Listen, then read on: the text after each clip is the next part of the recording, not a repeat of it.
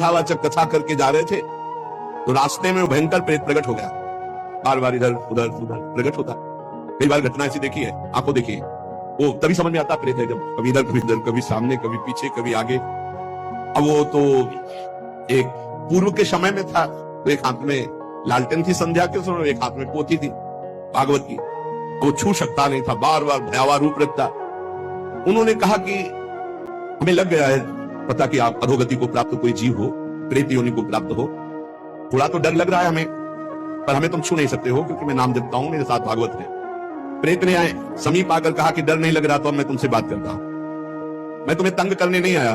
और रोने लगा, मैं अपना उद्धार कराने आया हूं। तुम पिता के समान हो, जो नाम जप करता है, भगवत चर्चा करता है, वो सारे चराचर को पुत्र के समान प्यार करता है। मैं भी तो आपका पुत्र हूं, मैं दुर्गति को प्राप्त हो गया हूं। आज तक मुझे ऐसा कोई दिखाई नहीं दिया जिससे मेरा कल्याण होता, आज आप दिखाई दिए जिससे मेरा कल्याण होगा।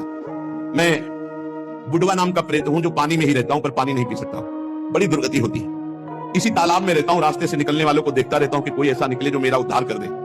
मैंने कभी किसी का प्रेत योनि में कुछ नहीं बिगाड़ा है, परंतु अब मेरा चैन हट गया, अब बहुत व्यथा बहुत कष्ट हो रहा है। हरिनाम या हरि कथा दो से ही मेरा उद्धार हो सकता है।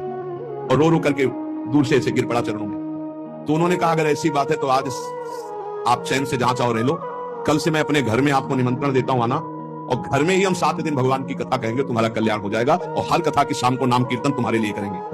पंडित जी ने उसके प्रारब्ध को नष्ट कर दिया। 7 दिन की कथा, 7 दिन का नाम कीर्तन, वो बुडवा प्रेत भगवान के धाम को गया। भगवान का नाम और भगवान की कथा ही नारकी योनियों से बचा सकती है। इसलिए सबसे प्रार्थना है जितना बने रामकृष्ण हरि जपो, राधा राधा जपो। जहां कहीं भगवान की कथा सुनने को मिले विशुद्ध, वहां कथा सुनो। अगर बन जाए तो दूसरे का हित करना, कभी पाप मत करना, क्योंकि ये पाप निश्चित भोगना पड़ता है, बड़े बड़ों को भोगना पड़ता है।